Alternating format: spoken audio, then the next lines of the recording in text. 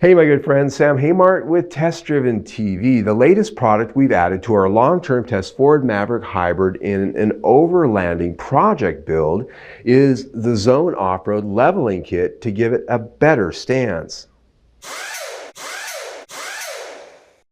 In the pursuit of building up our long-term test Ford Maverick Hybrid to have more capability out on the trail, a leveling kit was at the top of the list. There are a number of them on the market, the most popular from rough country. In further researching, I came across a kit from Zone Offroad that got my attention just a little bit more. The Zone Offroad kit is made of laser-cut steel instead of molded plastic like the rough country one. The plastic gave me pause concerning that it might compress over time and become loose. That said, the Zone Offroad kit also offered a number of other benefits that I liked. First, it comes in two pieces for each side. There's a well-made and engineered 3/4 inch spacer for the top of the strut, but also a 1/4 inch preload spacer that actually goes inside of the strut assembly to give you a total of 1 inch lift if desired.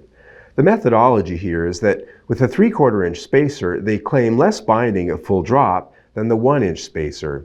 This is because even with the added 1/4 inch lift spacer in the spring, the total drop is only 3/4 of an inch at max travel. This means that you don't have to grind the bottom of the strut like on other brands' lift kits. Also, the travel dynamics for ABS wiring and brake hoses, it's less problematic. The rub?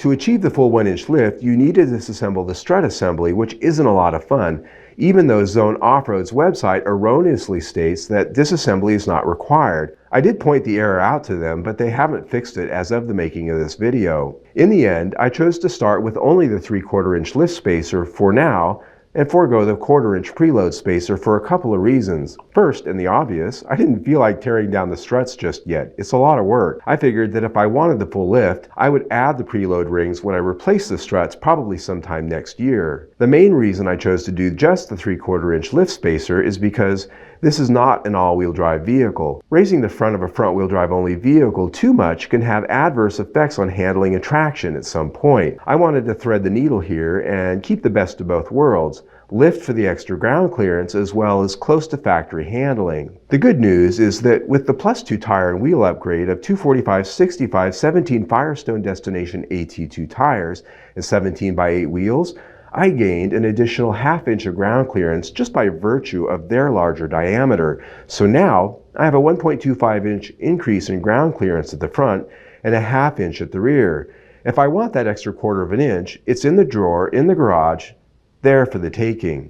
My initial experience here over the first 1,000 miles or so is that the truck feels good on the trail, and the increased ground clearance and traction I now have gives more confidence to push a little bit further out. These trucks from the factory sit low and the undercarriage is very easy to drag, especially at the bottom of the front bumper. Handling on the pavement and body roll don't seem to have been adversely affected at this point. Road holding and grip from the wider tires is indeed better than before. At $139 retail price, the Zone Offroad kit I found to be of high quality. The hardware and instructions were well put together. It does cost more than the competition by a good amount, but I like the all-steel construction and the engineering options it provided, even though the website didn't exactly tell the whole truth. Well, there you go, my friends. A quick product review on the Zone Offroad Leveling Kit for the 2022 and up Ford Maverick. Now, a lot of these leveling kits, they say for 4-wheel drive models only. That just isn't true. A 2-wheel drive EcoBoost or a hybrid, it can be done, proofs in the pudding. And it's, you know, the suspension's identical up front, no matter which Maverick you have. So I'm very happy with my results here, the handling, the driving, my extra capability off-road, and of course it looks so much better too, doesn't it? Just not being nose down like that. So there you go. Now we've got a lot more to come. We've got other mods that are on the way for our overlanding makeover. There's also quite a few behind this. All of that can be found on our playlist right there, over 70 videos, how-to, technical product reviews, test drives. You can also subscribe to TestDrivenTV Garage right there. Stay informed of all of our nuts and bolts content. Either way, stay tuned.